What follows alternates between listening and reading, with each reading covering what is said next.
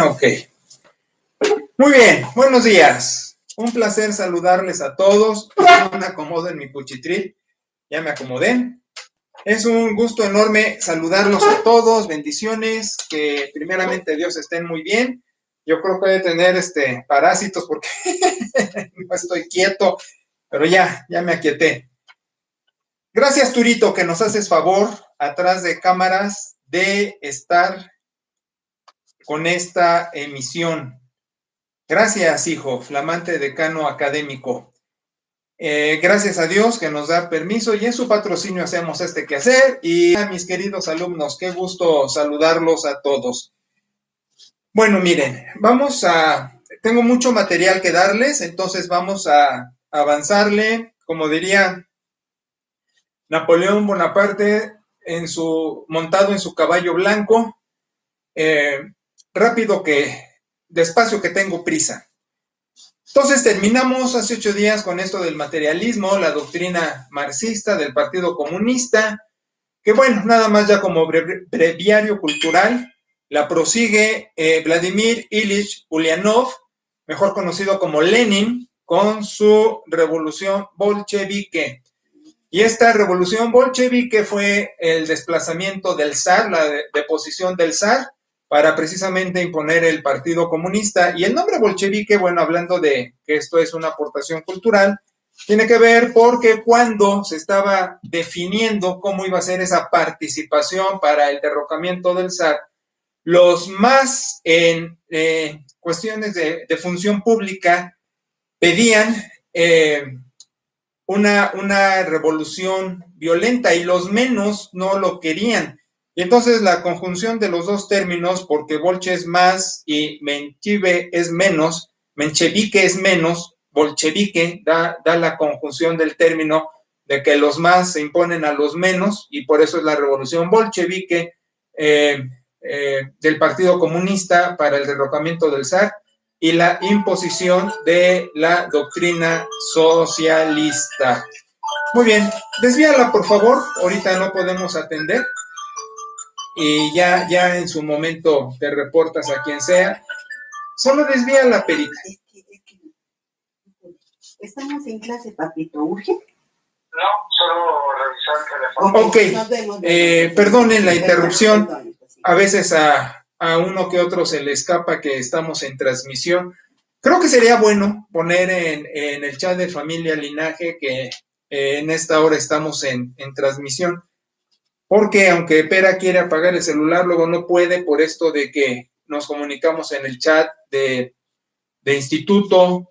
Pero bueno, seguimos. Entonces, cerramos el capítulo del materialismo, aunque hay tanto que hablar acerca de lo mismo, pero lo dejamos así y nada más hago ver que la doctrina socialista es un problema a nivel mundial donde está el registro de los países con esos quehaceres y sus graves problemas. Y bueno, la excepción que confirma la regla es la Unión de Repúblicas Socialistas Soviética, que tiene este manejo, pero eso se cocina aparte con esa nación. Bien, entonces ahora, en su plan de estudio, también les hice ver que estamos viendo, después de ver las ideologías deísmo, racionalismo, pietismo y la derivada del racionalismo, materialismo, y aglutinando yo todas así para no estar con tanto detalle que luego pueda ser un problema y perdernos en el mapa ideológico. Ahora nos transportamos al siglo XIX, porque vamos a hablar de los 1800. Y voy a tener que tocar un pedacito del siglo XX con el movimiento pentecostés, pero espero poder abarcar todo eso, si no lo iré haciendo por partes. Entonces, miren, tenemos que hablar ahora del movimiento misionero, ¿sí? Porque es en el siglo XVIII, es en el siglo XIX, perdón, en los 1800, su impulso. Y del movimiento misionero tenemos que hablar de los avivamientos, mejor conocidos en la historia como los despertares. los despertares, y a veces están catalogados por uno que otro que le llaman el gran despertar, y los van clasificando. Yo los manejo como avivamientos o despertares, ahí meto todos como parte o resultado de este, trampolín de lo que fue el movimiento misionero. Al hablarles de esto, vamos a tener que hablar de cómo llega y va a agarrar la nomenclatura evangélico, el movimiento bíblico. Bueno, es que tengo mucho rollo que decirles, tenía medio organizada la cabeza y ahorita me distraje, y si han visto los videos de Perita, me es muy fácil distraerme, entonces necesito regresar a poner toda mi concentración y mi cerebro en esto. Y entonces, la cuestión es que de aquí viene un trampolín de ideología que, como supieron que el término protestante es inadecuado histórico y académico para referirse a todo lo que no es católico, han entendido que ahora por cuestiones pragmáticas sociales tenemos que usar el término. Y ya está aceptado académicamente manejarlo, aunque siempre hacemos la distinción. Protestantismo es el luteranismo del siglo XVII, pero ya lo aceptamos. Y así va a pasar con el nombre evangélico. He insistido que el nombre evangélico pertenece a las denominaciones históricas, que son sinónimos de este término del siglo XVII, sobre todo bautistas, presbiterianos, metodistas lo alcanzan un poco más después, pero somos las denominaciones históricas que tenemos actas de nacimiento. Sin embargo, con el movimiento misionero del siglo XIX, el término evangélico se le va a poner ya a todas las iglesias bíblicas, porque como es un movimiento de expansión misionero y va a ser interdenominacional, era un evangelismo. Y por el resultado de la nomenclatura que estamos haciendo evangelismo, se va a quedar la etiqueta evangélico al movimiento no católico. Entonces, para explicarme, y yo creo que ya agarrando mi concentración, está mal usado protestante y evangélico históricamente, pero académicamente lo permitimos porque el protestantismo entendemos lo no católico hasta el siglo XIX, porque de los 1800 en adelante va a prestarse el término evangélico a lo que sería el movimiento protestante, ahora llamado así por el movimiento misionero. Pero históricamente es inadecuado, pero académicamente lo estamos manejando, lo aceptamos. ¿Ok? Bien. Ahora, con eso voy a hablar de cómo se introduce precisamente el movimiento bíblico. Yo prefiero usar bíblico a evangélico, pero bueno, ¿cómo se introduce el movimiento bíblico en América y de América en adelante? Aquí me encantaría brincarme la conquista de México y de otros países centroamericanos, sudamericanos, pero quizás tengo que agarrar un poco porque, aunque en la secundaria seguro vieron la conquista de México y viene impregnado del catolicismo, se ve más el asunto, voy a decir, de conquista político-militar, que no tanto el religioso, aunque está impregnado, es imposible desprenderlo. Pero voy a tocarlo somero porque se supone que ya lo vimos, así que me va a interesar más el movimiento protestante. Y con eso voy a tener que hablarles de la glosolalia. La glosolalia como el movimiento de lenguas, es decir, glosolalia, palabra griega compuesta de dos, glosa, lengua, la leo, el hablarlo, glosolalia, porque en el siglo XIX empieza este despertar del movimiento de glosolalia y en el siglo XX se afianza y viene el despertar del movimiento pentecostés. Como les hablaba del socialismo en la conferencia pasada y el oleaje que llegó hasta hoy día, el movimiento, voy a llamarlo carismático, aunque también es inadecuado, pero lo vamos a manejar así, El movimiento carismático, resultado de la glosolalia y el despertar pentecostal, hace el movimiento carismático también una ola tan profunda que llega hasta muy adentro, tierra adentro, y moja mucho la playa con esa ilustración de las olas ideológicas.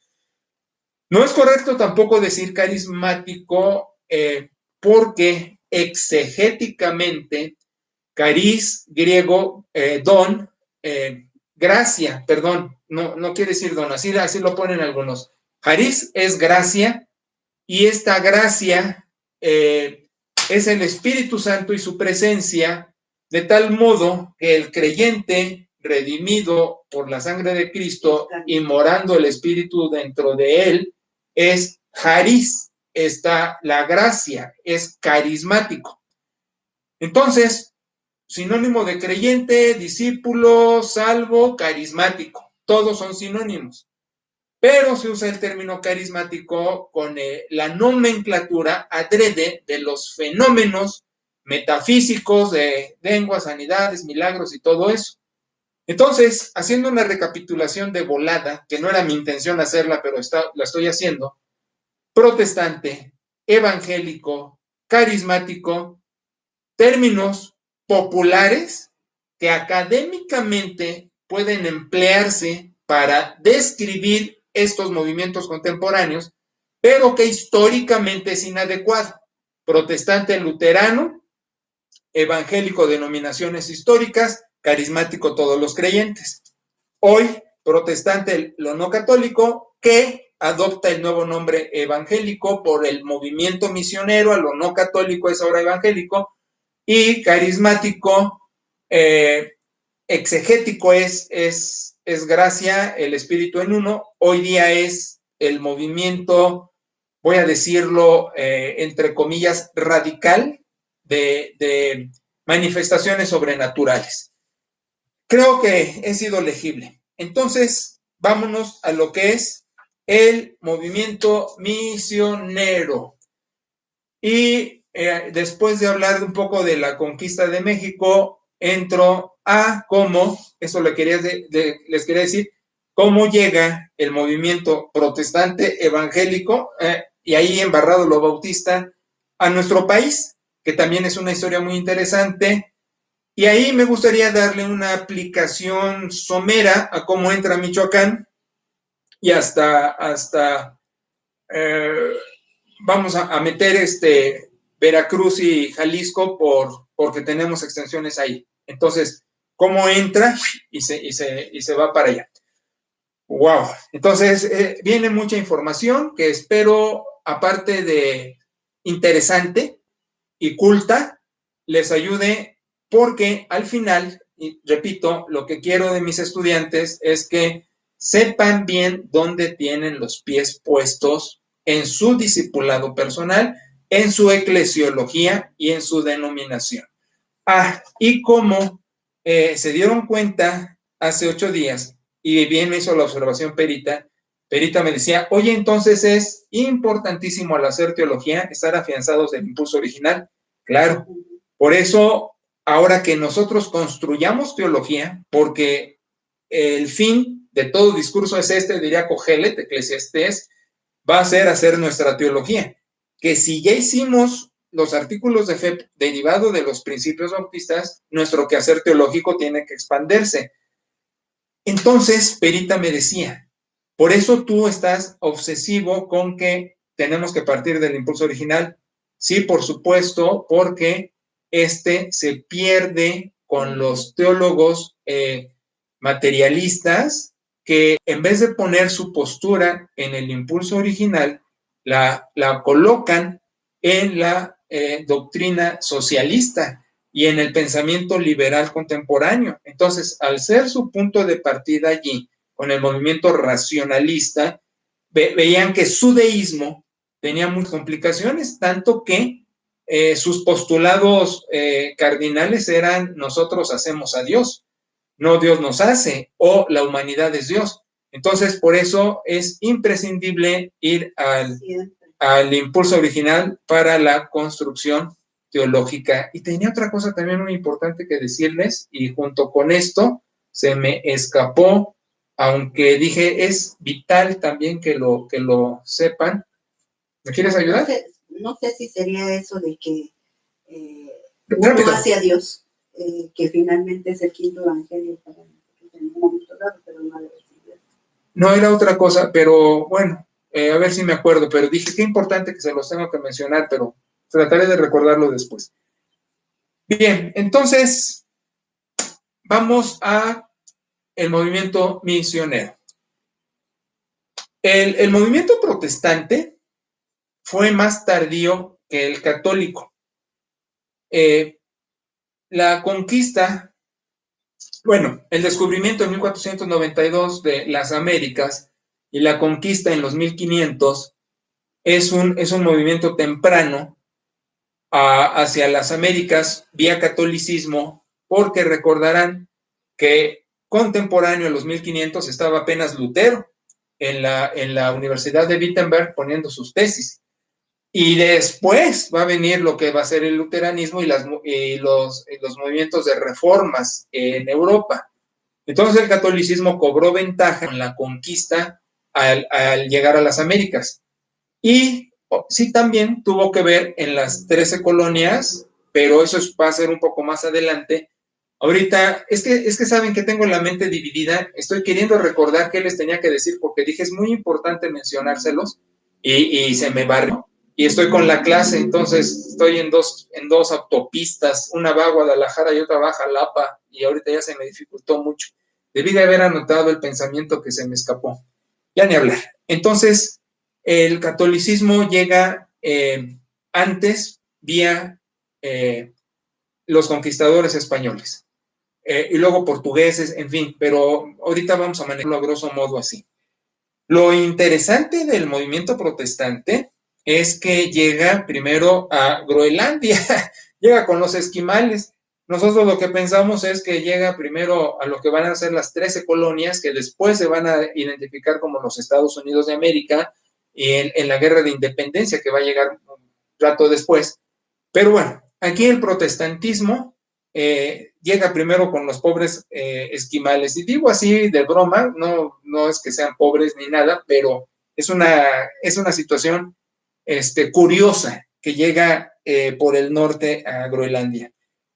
Curiosamente, también hacia América del Sur, a la península del Labrador en Canadá y a Jamaica. Entonces, como se dan cuenta, fue un escopetazo que tiró los perdigones en muchas direcciones, como que dándole a todo y no dándole a nada. Y Groenlandia, América del Sur, Canadá, Jamaica, y ya llega a las 13 colonias que después van a ser identificadas como Estados Unidos de América, y obviamente allí va a darse con su fuerza, con su mayor manifestación. Déjenme ver qué pusieron acá. Están saludando. Creí que me estaban dando un tip de que se me había barrido, que dije, es bien importante decirles si se me escapó. Bueno, entonces, aquí lo que está pasando con vamos a empezarle a denominar colonización. Es lo siguiente, miren, hay un reflejo europeo con esta colonización. ¿Por qué? Ustedes tienen muy presente que el catolicismo dependía mucho de Europa, dependía mucho de España, porque al final va a haber un virrey, porque hay un rey, y aquí va a haber un virrey, porque depende del rey, y van a ser los virreinatos y todo eso. Ok, entonces igual el catolicismo estaba dependiendo de el dominio europeo religioso para su toma de decisiones y sus puestos jerárquicos eclesiales, y también los dineros, todo eso, ¿sí? Pero aquí lo que va a suceder con la cuestión de la colonización es que también al inicio hay un reflejo con Europa, vamos, como que América era un espejo y reflejaba Europa en pensamiento, en sentimiento, en movimiento. Por ello es importante hacerlo mención, aunque después va a haber un desprendimiento de eso, por eso es importante mencionarlo. ya que por ejemplo, el catolicismo no se ha desprendido, el catolicismo sigue anclado al Vaticano. Y el movimiento protestante no, se va a hacer una separación, pero lo que quiero llamar su atención es que fue un movimiento migrante, no evangelizador. La diferencia con el catolicismo es que era un movimiento de conquista integral, o sea, voy a dominar político, económico, social y religioso. Venía la espada con la cruz, estilo las cruzadas, que de hecho no había pasado mucho, que acababan de terminar. Y acá no, acá, por decirles algo, 4 gentes de cada 100 eran gentes de iglesia. Entonces, los europeos que llegan a América no venían con un plan evangelístico. Cuando hablo de movimiento misionero, voy a decirlo y voy a distinguirlo de lo que fue el oleaje de la migración. La gente salía de Europa por cuestiones de carácter social, económico, político, y las denominaciones incipientes porque se acaban de formar. Ya lo vimos en la etapa correspondiente, cómo empieza el denominacionalismo a formarse en base al nacionalismo europeo. Y había también mucha injusticia en Inglaterra, en Alemania. Bueno, lo hablamos de tal manera que por eso se da el movimiento protestante de luteranos contra católicos. Y en Inglaterra pasa lo mismo con la situación anglicana, de donde el rey en turno imponía más catolicismo que protestantismo anglicano. Entonces, gente de Britania y gente de Europa se desplaza a las Américas. Ya tenían el caminito andado porque lo favorecieron españoles, portugueses, y entonces pudieron hacer este brinco, pero no como los de habla española, para traer catolicismo, sino para huir de los problemas que tenían en Europa. Y ya la consecuencia fue, bueno, ya que estamos acá y somos gente de religión, pues vamos a meter la cuestión de fe. Pero originalmente migran por conflicto de carácter social. Entonces, los presbiterianos aquí son los fuertes, son los que llevan la batuta, junto con los separatistas, que recordarán, los separatistas son los bisabuelitos de los bautistas, pero no los puedo identificar ni puedo decir que es lo mismo, ¿de acuerdo? Ahora, los puritanos, y con su ideología pietista, también son de los que vienen para acá. De hecho, fíjense, Thanksgiving Day es la expresión en las colonias de gratitud a Dios por la nueva tierra, la nueva comida, la nueva vida, y el agradecimiento a Dios por el movimiento migrante y por la influencia de los espirituales, de los pietistas, que empiezan a impregnar la necesidad de agradecer a Dios, por lo que va a llevar al movimiento, a la fiesta del Día de Gracias. Pero aquí el asunto es que cuando empieza el cristianismo a extenderse en las colonias, era como una teocracia europea antes de las reformas, porque, por ejemplo, uno de los postulados era, para tener un cargo público, es decir, que puedas ser votado y puedas votar, necesitas ser creyente. Empieza a haber ese énfasis puritano, como estilo Zwinglio, como estilo Calvino, de que era necesario ser creyentes para tener una monarquía teocrática, un reinado teocrático a base de la cuestión espiritual. Pero esto no fue tan fuerte ni tan rápido. Esto fue llegando. Es que yo les tengo que hacer síntesis, muchachos. Yo no puedo estar con los detalles de todos los momentos porque se me va a ir un semestre. Yo tengo que aglutinarlo y meterles los episodios como una película que les estoy contando y me estoy brincando muchos detalles. ¿Tienes alguna pregunta? Muy bien.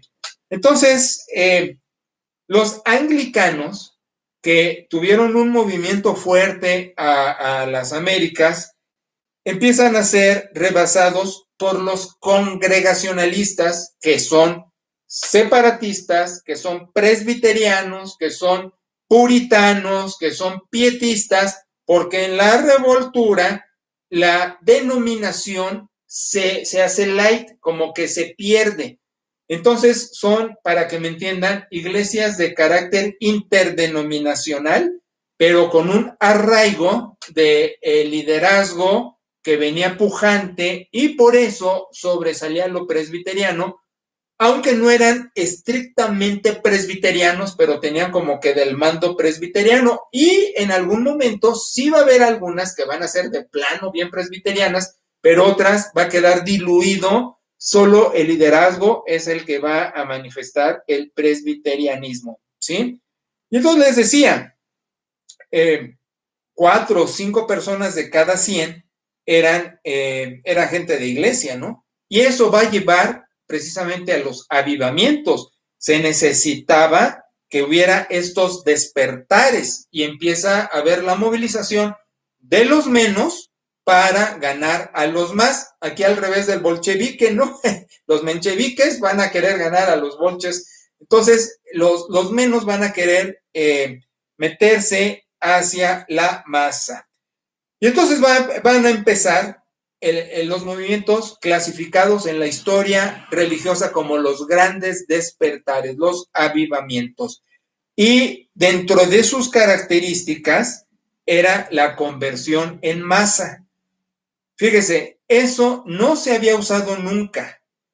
Yo regreso a la importancia de los momentos históricos y el distinguir la necesidad de por qué se hacen las cosas y ver la conveniencia de seguirlo imitando o simplemente decir, así fue en ese tiempo y punto, ¿no? O adecuarlo, decir, bueno, ¿qué nos puede servir de aquello hoy día, etcétera? Pero no nada más arrastrarlo hasta hoy día con esta falta de desmitologización. Fíjense que sigo sufriendo diciendo, ¿qué tenía que decirles que era muy importante y que no se me olvide? Y que olvidé por mencionarles lo otro, pero sigo con dos, estoy esquizofrénico, tengo la mente dividida, tengo un pensamiento por allá y tengo el otro por acá y me es tan difícil poderme concentrar de por sí. Y entonces lo que va ahora es esto, las conversiones en masa. Y aquí se va a distinguir y va a venir lo que va a ser el movimiento metodista con Wesley, Whitefield y todos. Miren, de Whitefield, que es un sucesor de Wesley, el movimiento wesleyano, es que impactó a Benjamin Franklin. Les digo, hay demasiadas anécdotas y muchas cosas curiosas. Algunos van a decir que sí, otros que no, pero nos vamos a llevar sorpresas en el cielo y es probable que hagamos a Franklin en el cielo porque a través de estos cuates científicos, como recordarán por el materialismo, las ciencias naturales empiezan a agarrar un auge extraordinario y había ese problema con los científicos y la cuestión espiritual, pero va a haber científicos también tempranos y por la influencia del deísmo europeo que pueden llegar a convertirse a pesar de tener una doctrina no tan eficaz con las escrituras, pero al final una conversión, ¿no? Bueno, pero eso nada más como comentario al calce. Ahora, ¿qué va a pasar con Inglaterra? Inglaterra va a perder popularidad porque de por sí su movimiento, sobre todo anglicano, no va a tener el efecto que tuvo en Inglaterra, porque aquí en las colonias, en las 13 colonias de América, lo que se dijo fue, no vamos a poder tener una monarquía porque la bandera de libertad se empezó a esgrimir, y entonces ahí fue donde tronó el anglicanismo, que lo que pretendía era tener una imposición monarquial. Y entonces se va a derivar como movimiento episcopal, que van a decir, no, mejor nos vamos a regir. Presbítero es una serie de obispos y episcopal son los episcopos, que son sinónimo. Es como la transubstanciación y la consubstanciación. ¿Cuál es la diferencia? La transubstanciación dice la hostia es el cuerpo y la sangre de Cristo. La consubstanciación dice no es, pero lo trae. Entonces, ¿cuál es la diferencia? Y con presbiteriano y con episcopo, digo, ¿cuál es la diferencia? Que presbiterios son menos quizás y episcopos son más, es más nutrido el grupo. Lo que estoy diciendo es, los anglicanos van a ser episcopales en América porque dicen, no nos vamos a regir con la monarquía anglicana, pero sí nos vamos a regir por el grupo de obispos, pero no por la monarquía, de donde vamos a tener nuestra libertad, entre comillas, porque vamos a formar nuestro sínodo. Igual el presbiterianismo de los presbiterianos. Vamos a tener nuestro grupito de jefes o superintendentes que van a estar gobernando la iglesia. Y aquí ellos eran los fuertes porque eran los instruidos. Como resultado de Calvino, de Beza, de Knox, John Knox, Juan Knox, escocés, muy, muy intelectual, y de la Confesión de Westminster, los presbiterianos eran los listos, los bautistas no. Los bautistas eran iletrados. Los bautistas, recuerden, en Inglaterra, separatistas y congregacionalistas que huyen a Holanda, migrantes, por condición religiosa huyen. Y allá ven a los Wiedertäufer, los anabautistas, no los reciben, entonces regresan a Inglaterra y ya se vienen a América, pero eran ahora sí que los migrantes ignorantes, como sucede en nuestra migración de México a Gringolandia, que solo la fuga de cerebros opera cuando por universidad o por empresa se va el mexicanito bien colocado, pero son las excepciones, porque lo común es la migración del inculto, del iletrado.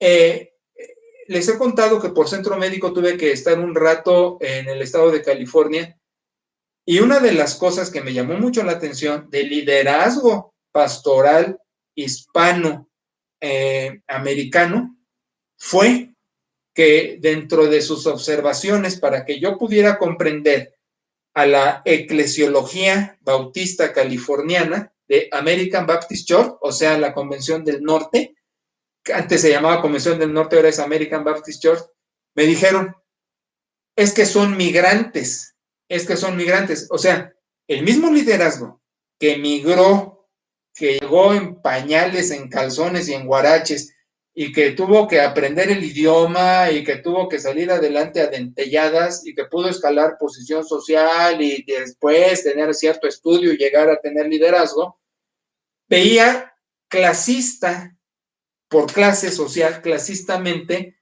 al migrante de primera generación, porque decía, pues son migrantes. ¿Qué me decía? Salvajes, incultos, iletrados, sin educación. Pero el fenómeno era que, que no se los decía yo así, pero más o menos les decía, pues tú vienes de allí, mano, ¿qué alegas? ¿Cuál es tu diferenciación social o clasista? Pero lo hago notar porque así sucedió con los bautistas. Llegan a las colonias de América los iletrados. ¿Quiénes eran los cultos? Anglicanos, presbiterianos. Ahora entienden por qué los bautistas agarran la Confesión de Westminster presbiteriana y la adoptan para sus artículos de fe. No pensaban, no articulaban, tenían que fusilarse los contenidos. Si al final reconocían por casualidad los 7 principios, porque no llegaron con sus 7 principios aquí con la bandera, o sea, llegaron diciendo somos bautistas porque estamos en un episodio de que no somos separatistas, que no somos congregacionalistas, que no somos anabautistas, y por eso nos están diciendo bautistas de una manera, ¿cómo se dice? Peyorativa, con una manera de desprecio, y no entendían perfectamente su razón denominacional. Fue después por el reflejo europeo, que fueron entendiendo que tenían 7 principios. Y a la vez de tener esos 7 principios, quisieron detallar, como era necesario por los artículos de fe, su expresión doctrinal. Y lo que fue más fácil es, pues ya la tienen los presbis, que son los intelectuales, pues la agarramos. Entonces decimos, como hemos insistido a lo largo de todas mis ponencias, palomita en su momento. Hoy no. Hoy pego de saltos en una organización de iglesia que me agarran los artículos de fe de la Convención Nacional de las Iglesias Bautistas de México y digo, ya cambien eso, no sigan agarrando el contenido presbiteriano con ciertas modificaciones. Nosotros ya tenemos nuestros artículos de fe. Nosotros, para organizar la extensión Familia Linaje en Guadalajara, en Jalapa, eso, adivinen qué creen que vamos a usar. Los artículos de fe que ustedes redactaron de las ponencias de cada principio bautista. Así de sencillo. Y es más, quizás en el momento, quizás tenemos que incluso actualizarlos. ¿Sí me explico? Bueno, pero entonces estamos con que los bautistas iletrados, pero entusiasmados, le entran al quite. Y al entrarle al quite, pues se ponen a darle duro con la cuestión del movimiento de iglesia. Y aquí sí quiero distinguir también que es en el siglo XX, en los 1900, que los bautistas entonces sobresalen en la cuestión académica. Y entonces ya vamos a rebasar a los presbiterianos y de hecho rebasamos a todas las denominaciones históricas e incluso protestantes, y no se diga bíblicas, donde estoy metiendo pentes y todo eso, y ahora sí me vi muy clasista, ¿no? Así muy acá. Porque la denominación bautista va a ser por excelencia la académica, pero es hasta el siglo XX, va a ser en los 1900. Entonces se levantan académicos bautistas, teólogos bautistas de renombre que impactan a el movimiento cristiano, pero en su momento lo tendremos que ver. Y va a ser el reflejo del movimiento alemán idealista, pero me estoy adelantando mucho y ahorita estoy sufriendo porque vendría el momento de hablar de la glosolalia y empezar a detallar qué fue ese movimiento tan fuerte que llega hasta hoy día. Aquí tengo esta situación de lo meto ya, no lo meto, pero miren, como me faltan un poco más de 5 minutos, mejor continúo con esto. Sigo en la siguiente ponencia con glosolalia y sigo con el movimiento evangélico en el país, con algo de conquista de México, que al hablar de catolicismo tengo que meter conquista. Y la otra cosa que ya no me he podido acordar que les tenía que decir que era bien importante como parte de su academia. Bueno, puedes escribir un audio por el chat cuando te acuerdes para que... Bien, entonces ahora el punto es que la edad de la razón, el racionalismo, empieza ahorita a tener un conflicto más fuerte con el movimiento misionero a través de los avivamientos. Pero si el racionalismo iba hacia un deísmo, el avivamiento quiere atrapar el racionalismo y llevarlo a posiciones de fe. Por ejemplo, como un resultado de los avivamientos, van a ser los college, los colegios. Ustedes saben que los gringos manejan el college y manejan la universidad. Y dicen que pueden ser lo mismo, aunque hay diferencia. El college es más bien como una educación técnica, sería como un Cebetis, como un Conalep, como esos que dan prepa y dan cuestión técnica. El college no es universidad, aunque en algunos casos tiene el nivel y la universidad, pero de esto salen los colleges, salen los colegios, salen las universidades. Y fíjense la similitud del medievo con lo mismo. Acuérdense, la cátedra sale de la catedral y de ahí las universidades, ¿verdad? En Europa. Y el reflejo europeo de eso acá con el movimiento de avivamiento, es precisamente esto, ¿no? La educación.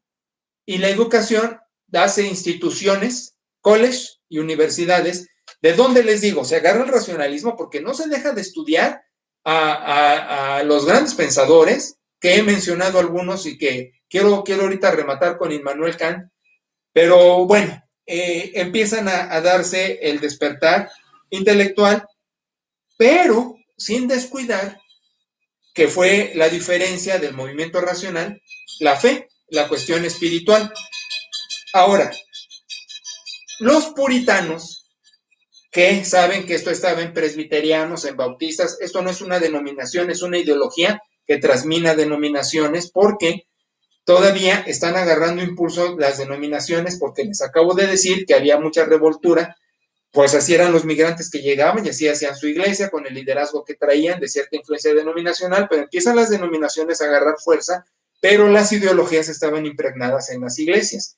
Y los puritanos, se decía de los puritanos que ellos estaban arrodillados para dos cosas, para la devoción y para los indios. O sea que los puritanos fueron los que tuvieron el movimiento misionero a priori con los indios en las Américas.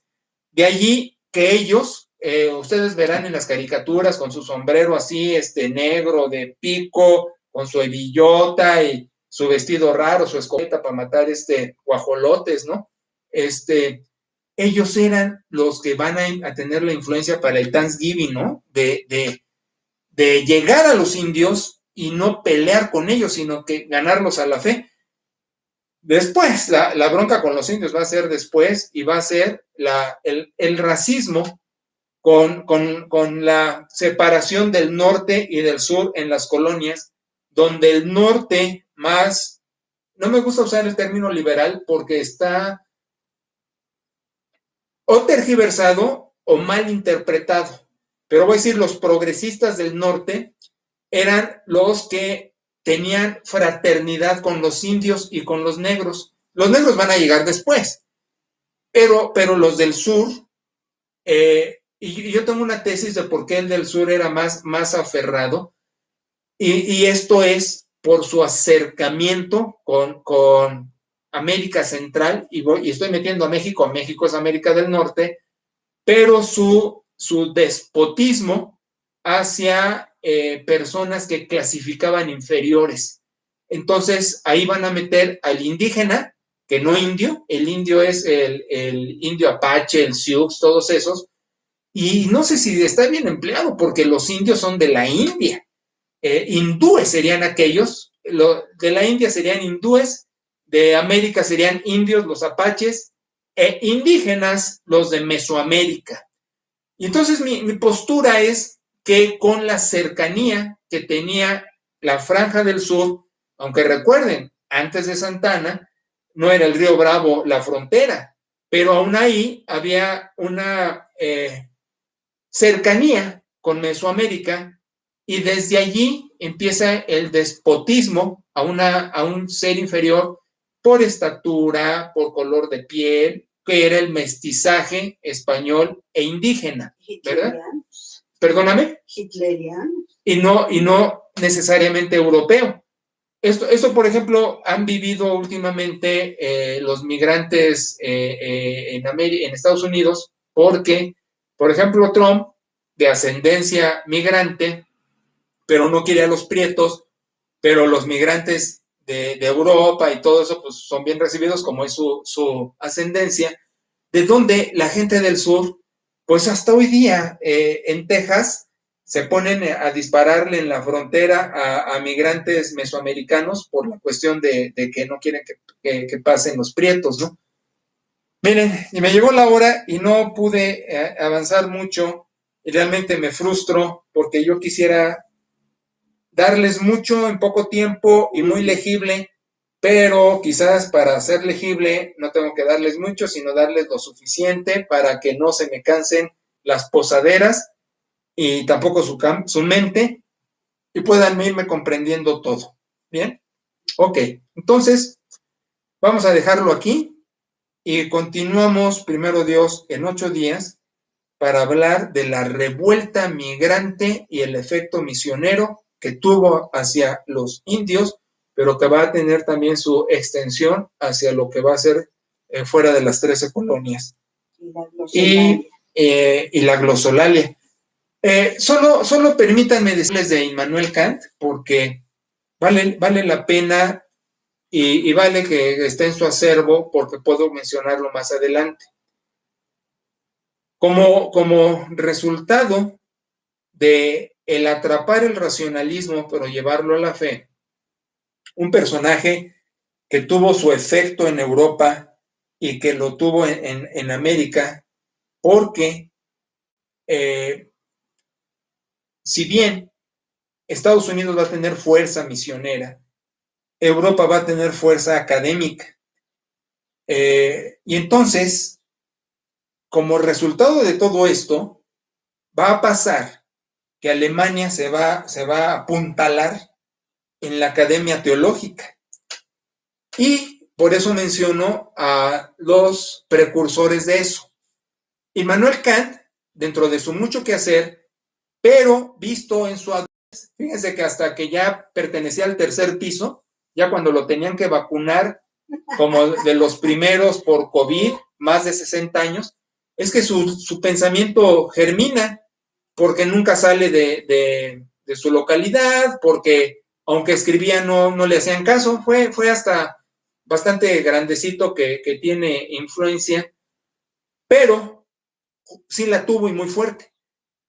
Él, más filósofo que teólogo, pero con mucha influencia en la teología, y para nosotros es importante por la neortodoxia, tiene dentro de sus obras dos a destacar: Crítica de la razón pura y Crítica de la experiencia pura. Allí va a presentar esto y por eso es importante mencionarlo de una vez. En Crítica de la razón pura dice: la razón pura es ontológica, ya está. ¿Cómo llega a mí? Por dos vías. Mis sentidos puedo agarrar del exterior, y por mi mente, que es el interior, la segunda vía, la descifro, hago una hermenéutica, hago una interpretación. Ahora, yo se los estoy poniendo, pero bien simple y bien resumido, porque su librote de Crítica de la razón pura, uno lo lee como 5 veces para medio agarrarle la onda, pero lo que dice es, todo es cuestión de hermenéutica. Pero su conclusión es, la razón pura, o sea, el conocimiento verdadero, la epistemología absoluta quedó allá, porque va a sufrir un proceso de transformación de cómo la percibo y de cómo la interpreto. Entonces, una cosa va a ser la verdad y otra cosa es cómo manejo la verdad. Y entonces entra al quite su segundo libro, Crítica de la experiencia pura. ¿Qué dice allí? Allí, una cosa encantadora. Lo menciona el imperativo categórico. ¿Qué es el imperativo categórico? Después de leer también Crítica de la experiencia pura como 10 veces para agarrarle la onda, concluyo: Crítica de la experiencia pura no es otra cosa que la conciencia, porque cuando menciona el imperativo categórico, está diciendo es la conciencia, es lo que traigo en la cabecita por todo el bagaje de educación, de cultura, de experiencia, de espiritualidad, que me lleva a sacar conclusiones. Te estoy diciendo como que el hombre, según Kant, es capaz de veletear su brújula para llegar a buen destino. De hecho, Kant decía, Jesucristo fue quien mejor manejó el imperativo categórico porque supo siempre conducirse hacia donde Dios quería. ¿De dónde era teísta? Porque si bien destruye las pruebas de Dios que formuló Tomás de Aquino, al final dijo, esto no dice nada porque como las pruebas no lo prueban, tampoco hay modo de desaprobarlo. Entonces su conclusión teísta le daba lugar a la divinidad. Ahora, yo no estoy diciendo que tengo esa postura, pero digo la influencia que va a tener para la postura que vamos a estudiar después de cómo luchamos contra los liberales, los neortodoxos. Pero esto queda ya como cimiento para lo que vamos a ver más adelante. ¿Ok? Bueno. Gracias. Oren para que me acuerde de lo que les iba a decir que era muy importante. Me da mucho gusto saludarlos, agradecerles a todos su paciencia. Espero haber sido legible. Si no, en el chat comuníquense y con mucho gusto trato de hacerles más grandes sus dudas. ¿Quién sabe? Un placer saludarles, mucho gusto, nos vemos. Gracias, Turito. Bye.